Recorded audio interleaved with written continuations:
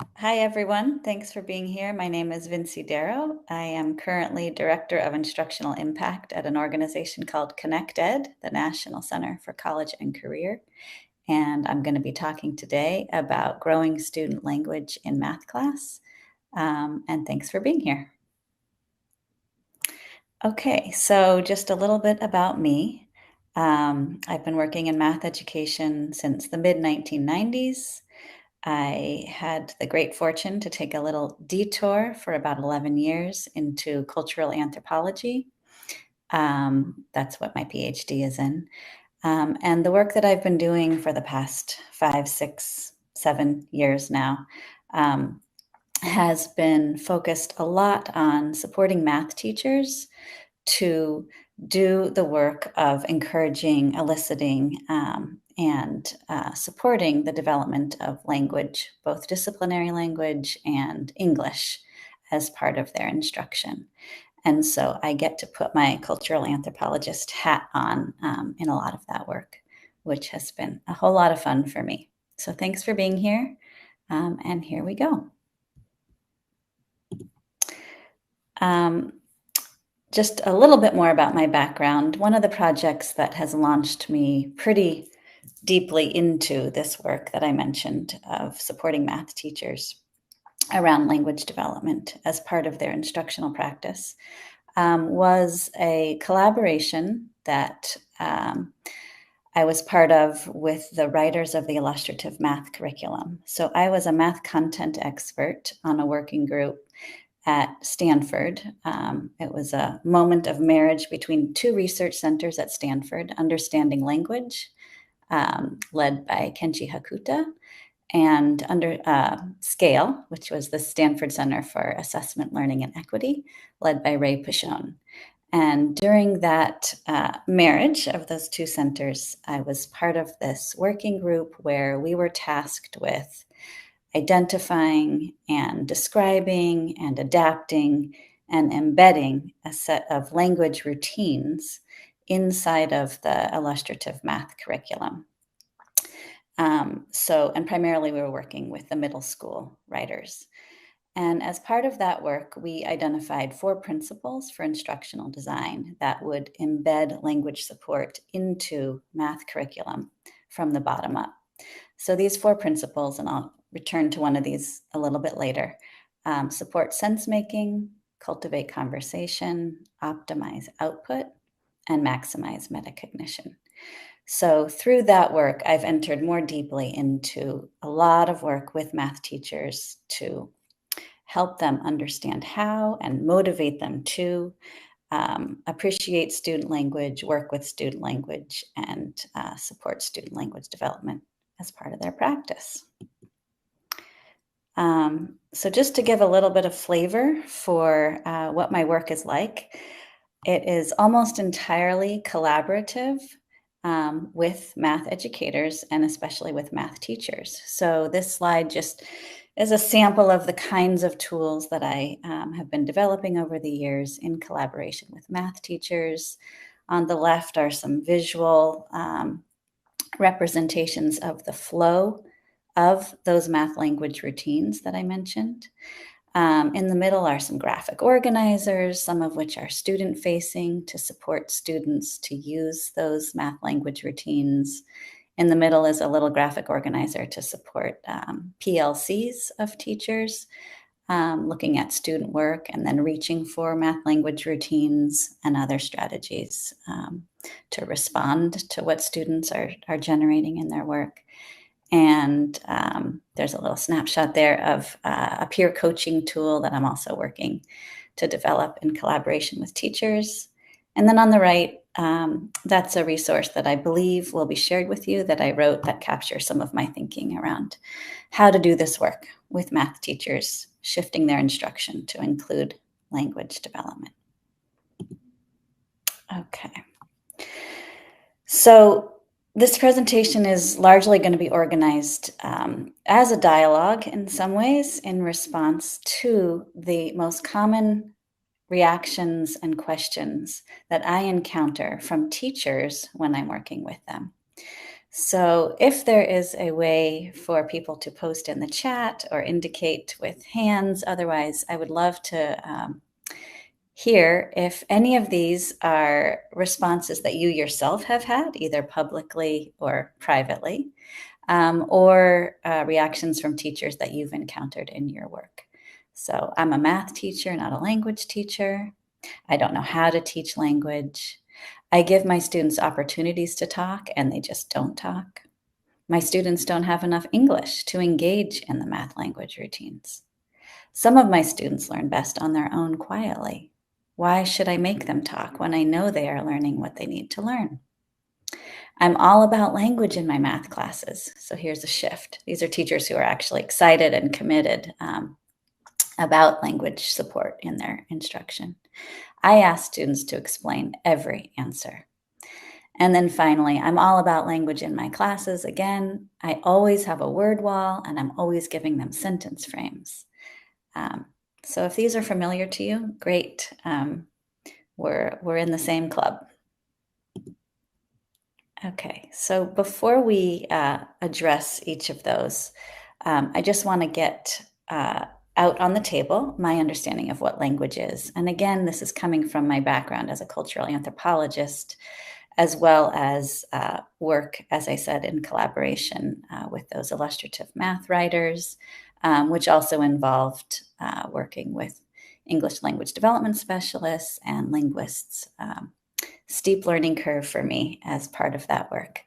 So here I am. This is how I think about language. And of course, this draws on a lot of work in the field, many different fields. So language is oral and it's written, and it's also mental. It's in our heads.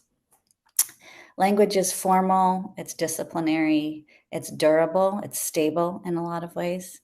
And it's also informal. It's exploratory. It's the everyday language that we use. It's social language, and it's very much alive, meaning it's evolving. And in the words of George Bunch, that's also, we can think of this as the language of display, the more formal language, and the language of ideas, which is the more exploratory, everyday social language, the language of sense making. Really important for learning and for learning math. Okay, language is also words and gesture and tone and all of the familiar things that we think of when we think of language, but it's also symbols and representations. And in mathematics, that's really important and also creates a lot of potential. In a lot of ways, mathematics is a very robust and more rich language than other kinds of language because of those symbols and visual representations and graphs and diagrams and pictures and figures. And finally, language is a tool. And that is what we're going to be talking about for the rest of the presentation. So as a tool, language has many purposes. It has the purpose of communicating, of course, and connecting, making connections between people, between and among people. And then especially important for learning, and especially important for learning math, it has the purpose of reaching shared understanding. So understanding what's in your head, doing the work to make what's in my head understood. That work of reaching shared understanding is one of the primary purposes of language that's important for my work context. And related to that, reaching agreement about what things mean. Again, that takes work, and we use the tool of language to do that work. It also has the purpose of play, being creative, making jokes, having fun. And all of these are ways of establishing and maintaining community and creating a sense of belonging among people. Let's see. So as a tool for doing all of that, using language is very much a social process. Meaning making is a private experience in a lot of ways, but it's also a social experience. It's directed, meaning it's directed towards others, towards other people, maybe towards animals. I have a rabbit who I talk to a lot. Maybe you can direct language towards plants. I live in Portland, Oregon. That happens here. People talk to plants. And in classrooms, using language is a living and a dynamic and a social process. And this is obvious when we walk into schools. We see it all the time. When we move from class to class, you can see it, you can feel it, you can hear it. It's obvious. But a lot of times when we walk into math class, it's less that way. It's less living, less dynamic, less social. So let's talk about that. In my work, when I ask math teachers about what they're doing to support student language development, and here I should have said before, and I'll say now, when I talk about language development in the context of math class, I am talking about English. So I am thinking about multilingual learners who have languages other than English at home. And I'm also talking about disciplinary language, the disciplinary language of math, which all students are learning. So when I talk to math teachers about what they're doing to support language in both of those senses, English and disciplinary language, it often raises this identity crisis for math teachers. So what I like to do is kind of back up and we know we have a lot of strategies for supporting language. We have the math language routines. We have, the ELD framework. We have a lot of understanding about language and language development that we can bring to the table in this work.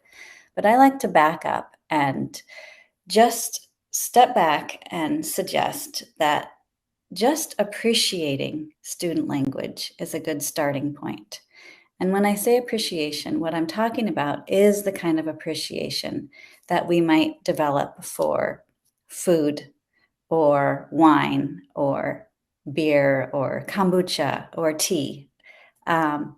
It's the appreciation for the variety that there is and cultivating that sense of appreciating the differences in this wine versus that wine. So that's the kind of appreciation I'm talking about. And that is only possible if we recognize and value the fact that there is variety in ways of communicating. So the premise is that students bring a lot of linguistic tools into school, and that variety is what makes possible this appreciation that teachers can cultivate for student language. So it's both variety in home languages, but also variety in just the ways that students are putting words together. And in math class, variety in the ways that they're putting symbols and visual representations and words and tone and gesture together. Young people are full of creativity around ways of communicating. So because of that, it is possible to really develop a rich and deep appreciation for student language. The other thing that variety in communicating makes possible in school is this rhythm of divergence and convergence. And I'll come back to that. But basically, the idea is that because of this variety, there is opportunity for great divergence in how students communicate. And in some ways, the teacher job might be reimagined as inviting that divergence or eliciting that divergence in ways of communicating, and then facilitating convergence. So facilitating that work of reaching shared understanding and agreement about meaning. And it's that rhythm of divergence and convergence that I think is critical for using language as a tool for sense making. So I hope what comes next is one more thing. This slide should have been skipped. And here we are. Let's just walk through some of these common reactions and questions that I've encountered when working with math teachers to do this work around language support. The first one is I'm a math teacher, not a language teacher. Directly related to that is I don't know how to teach language. So when I hear this, what I'm sensing is a lack of confidence with that second one, but also a lack of interest, will, or it's not my job, it's not my responsibility. And I think there's something to honor in that. I think that this reluctance, this hesitation, this lack of confidence is real for teachers, and it's important to take seriously. So I come back to that appreciation for student language as the starting point. And again, because of the variety that students bring in the ways that they communicate, that creates that possibility to develop appreciation. So we need structures for eliciting that variety. So that's where those math language routines come in and other instructional routines and strategies. Structures for eliciting variety are critical for the work of teaching, including teaching math. There's not just variety in ways of communicating, there's also variety in ways of thinking. So underneath what comes out orally and in writing are different ways of reasoning, different ways of approaching problems, different solution paths.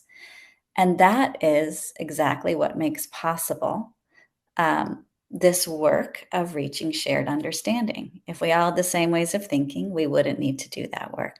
So because there is that possibility of working to reach shared understanding and agreement about what things mean, we need structures for doing that. Again, that is what I see as the work of teaching. So again, inviting divergence and facilitating convergence when useful. We don't always have to reach agreement on everything. In fact, if we can reach agreement on one thing or two things during a lesson, I think we're in pretty good shape. Okay, next, reaction from teachers. This is probably real familiar. And maybe if you've been a classroom teacher, you have felt it yourself. I give my students opportunities to talk, and they just don't talk. So my question when I hear this is, what is the mood in the room? What kind of mood is happening in the room? Is it a mood for talking? Is it a mood for using language? So we know that we need motivation for students to talk, meaning we need discussion-worthy tasks. We need engaging tasks that have some connection to students' personal experience, lived experience, or are just make them curious for whatever reason. Maybe there's a cool puzzle or something unexpected happening in a graph or a situation that can be quantified. So we need that motivation to talk, to engage. And we need structures to invite students in so that they know what's expected, they know a process that's going to happen, and that's where those math language routines can be very helpful.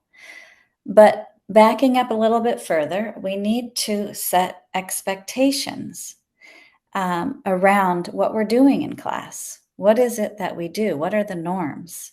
And those expectations have everything to do with the mood that we're creating and whether or not it's a mood that invites language, use of language, or not. And specifically, this expectation, I've been on a campaign for a while about this. The expectation is that we use language to make sense of others' ideas, and that takes work.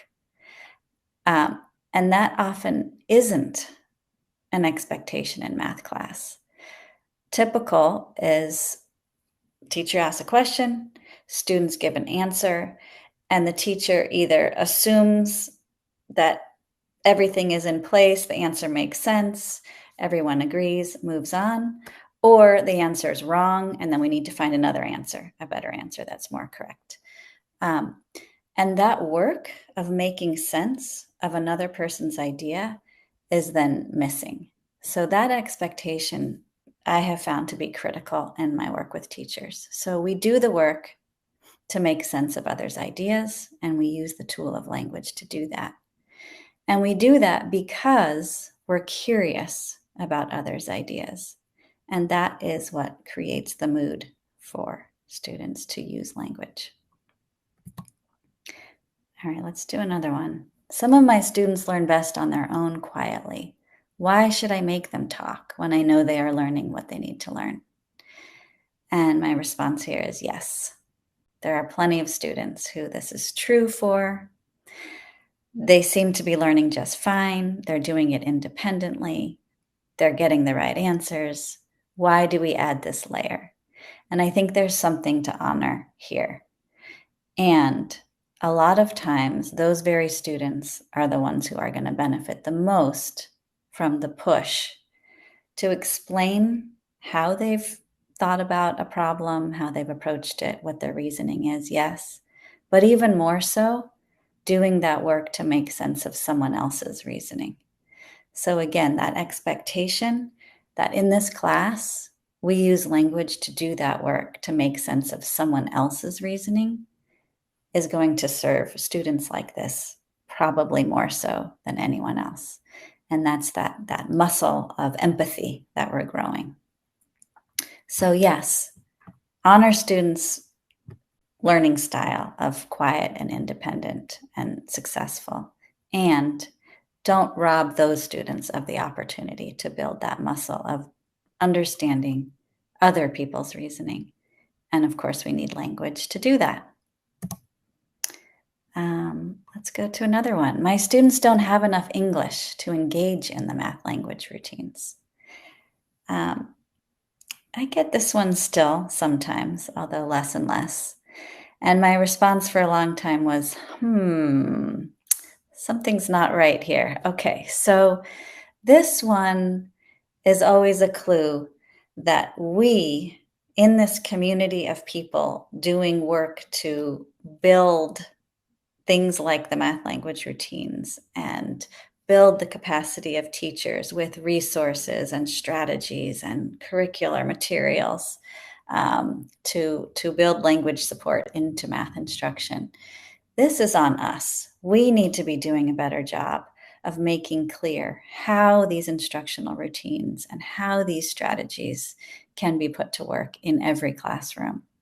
And so when I hear this one, that's always a signal like, okay, I need to be doing a better job of communicating, framing, describing, presenting the strategies that we're asking teachers to do. So this one's always a good one, a good flag that I've got more work to do in my community. Probably a lot of you who are here today are in that community. So this is the wake-up call for us. We need to do better. Okay, we're going to get to this other spectrum of teachers who are very excited and committed about supporting language in their classes. This is what they say. I'm all about language in my classes. I ask students to explain everything, every answer. Raise your hand if you've heard this one before. This is where I'm coming back to those design principles for instructional materials. So asking students to explain everything is, in my experience, when I see this happening in classrooms, exhausting, and it's draining, and it's also time consuming. So optimizing output means being intentional about when we're asking students to generate language, orally and in writing. So this is just about those instructional minutes, making use of the time we have together in a lesson, and picking wisely, when is it that I'm really going to invest time and energy and attention in asking students to generate language. Doesn't have to be all the time, just a few key moments, maybe twice during a lesson. Okay, and we've got one more on the same end of the spectrum. I'm all about language in my classes. I always have a word wall, and I'm always giving them sentence frames. That is awesome. Sentence frames are great. Word walls are fantastic. Thank you for doing that. And there's been a lot of innovation in the field since word walls and sentence frames were introduced many decades ago. And the little resource that I believe will be shared with you has some more detail on this. But these three things I just want to put on the table are the opportunities that I think support language development inside of math class very effectively and work well with word walls and work well with sentence frames. And there's lots of ways to do them. So I'm just going to mention them here, and we can do any follow-up if anyone is interested. But giving students opportunities, structured opportunities to interact with each other, expecting that we revise our thinking, we revise our words, and we revise our work, and creating structured opportunities to do that work of revision. And then giving students opportunities to interact with and interpret others' ways of thinking. So again, expecting that we will do that work of interpreting and making sense of others' work, others' strategies, others' ways of reasoning, and others' ways of communicating. I think those are the more robust set of experiences and opportunities that can be layered into instruction on top of the more familiar tools like word walls and sentence frames. Okay, so we're going to wrap up. Just 2 more slides. I think a really key aspect of math teachers' role is to set the mood. So it's not just about getting those routines going, although those routines can be helpful for setting the mood. But to set the mood, we need to invite divergence in ways of communicating, divergence in ways of thinking, and divergence can be messy, so we need to invite the mess. Model curiosity about that mess. So be curious as the teacher, honor curiosity, encourage and invite curiosity about each other's ideas. That's what that's about. And then socialize the process of tidying things up. So that process of cleaning up that mess is a social process, and language is our tool for that process. And finally, enjoy it as much as possible. And here I just want to tell a real quick anecdote. A couple of years ago, I convinced some colleagues to do a presentation on enjoying student voice, math teachers enjoying student voice as important.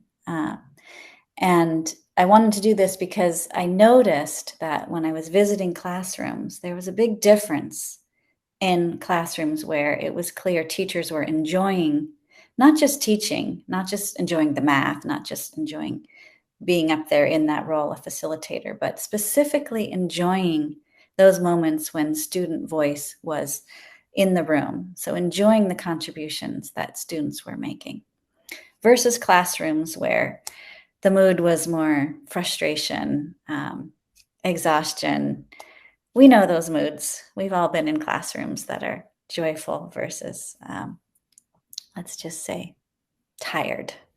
So this idea of enjoying student voice and enjoying student contributions, I got real motivated around that. Convinced some colleagues, Kira Chase and Jessica Walsh down in San Diego, we were going to do this presentation. So we wanted video to include in our presentation. So we set about digging around through, we all have these years worth of little video clips that we've collected from classrooms and looking online.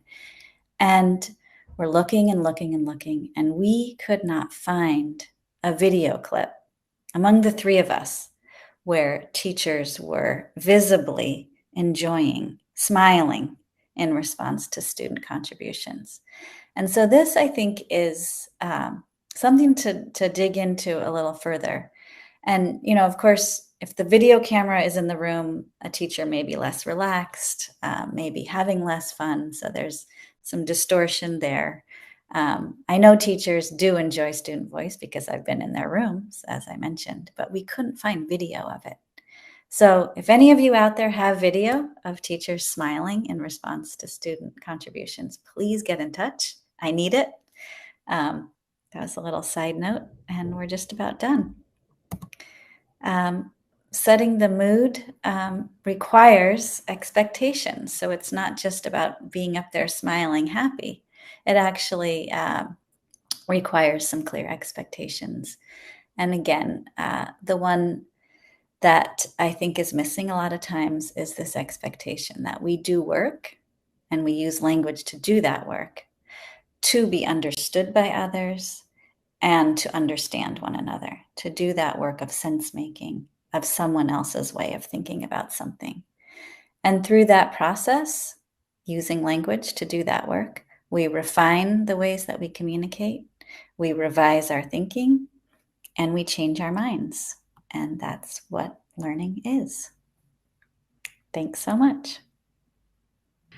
I'm here to do some Q&A. So I don't know if there are any questions from people who've seen the presentation, but I'm ready to respond. And I believe the questions need to come into the chat. Thanks, Mary.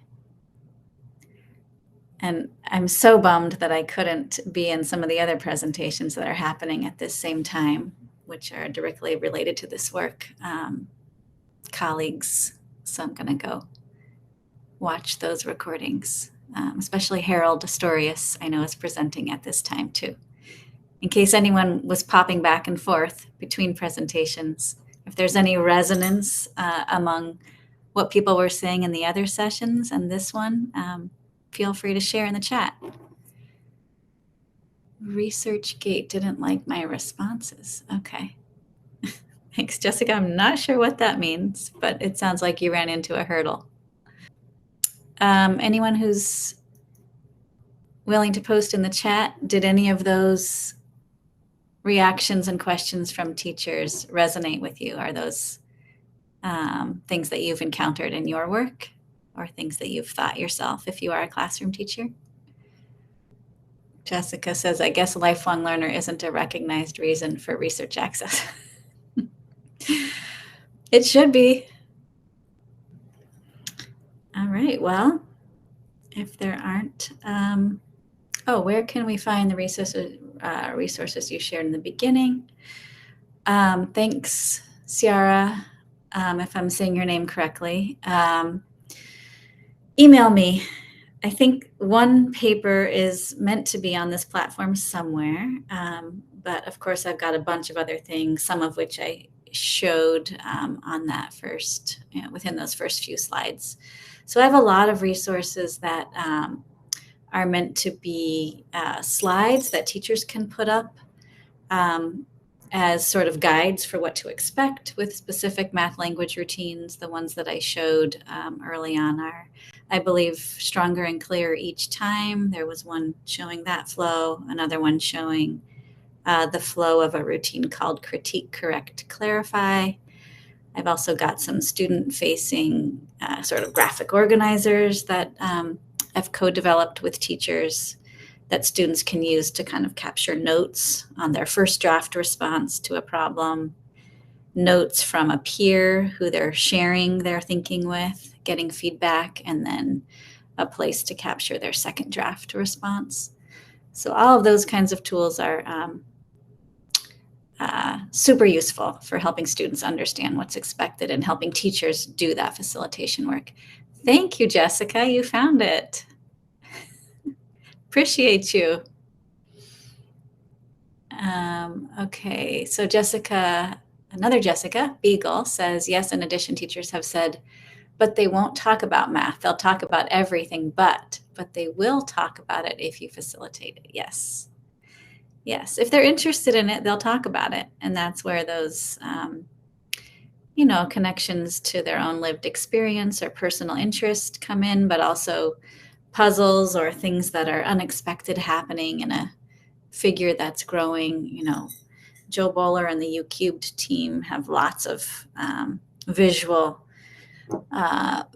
engaging problems that spark interest and curiosity. So yes, get students curious, ask what they think is going to happen next. There's so many great resources that I'm sure everyone knows about, but the 3-act tasks from Dan Meyer, what do you think is going to happen, or how long do you think it's going to take for something to happen? Those kinds of questions get students talking. Okay, Candace, thank you. I really appreciate this presentation because the students that I work with in a small group are accustomed to blending in during their teachers' lessons. Getting those students to talk in small group at least has been critical to their overall learning.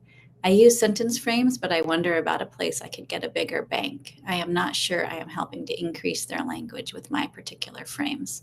Ooh, I love this question. I do have what I think are some really nice sentence frames, sentence stems.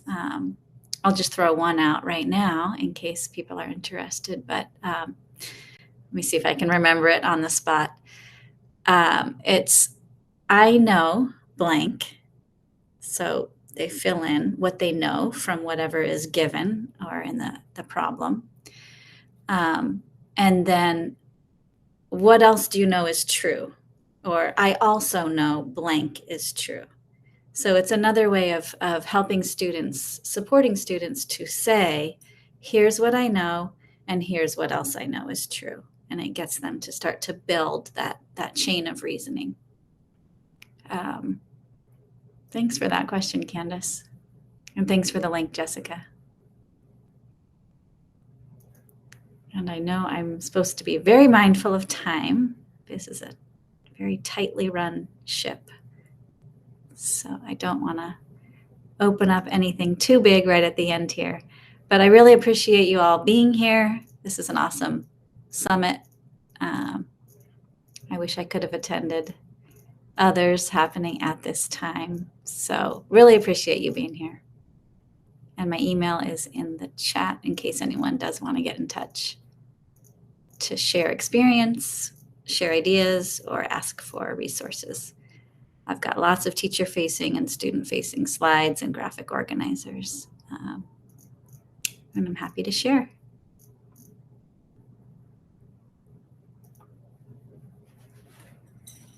Oh, Monica's saying I've got 3 minutes. Thank you, Monica. Okay, we've got 3 minutes if anyone wants to add anything into the chat. Again, did anyone pop over to Harold's session or any other sessions where there may be some resonance between what you heard here and what other people are talking about? Mary says, I use this is what I am given and what else? Okay, yeah, this is what I'm given. What else? Awesome. Same idea. What else do I know? Yeah. You know, another one, I'll throw it out there, that I think is useful for when students are paired up and talking to each other. And so that happens within the stronger and clearer each time routine for people who are familiar with that. But the frame is, I understood when you said blank, but blank was not clear. So it's an opportunity to mirror back what another student has said and then say the part that is confusing. So it gives the other student an opportunity to clarify something specific in what they've shared. So, and I probably got the wording a little bit wrong, but it's the gist of it is, I understood blank, but blank is confusing. Or could you clarify blank? You're welcome, Jeff. So I think especially when we're asking students to talk to each other, that's when things can come to a grinding halt, when they're on the spot with one other person. And so that's when sentence frames can be really, really helpful, especially for our multilingual learners who are less familiar and less comfortable using English. And of course, when students are talking in pairs, and if they speak the same language, they should be encouraged and welcome to speak whatever language they're comfortable with, and then get support with that translation. So I do think support for when students are expected to talk together in pairs, sentence frames can be really, really helpful.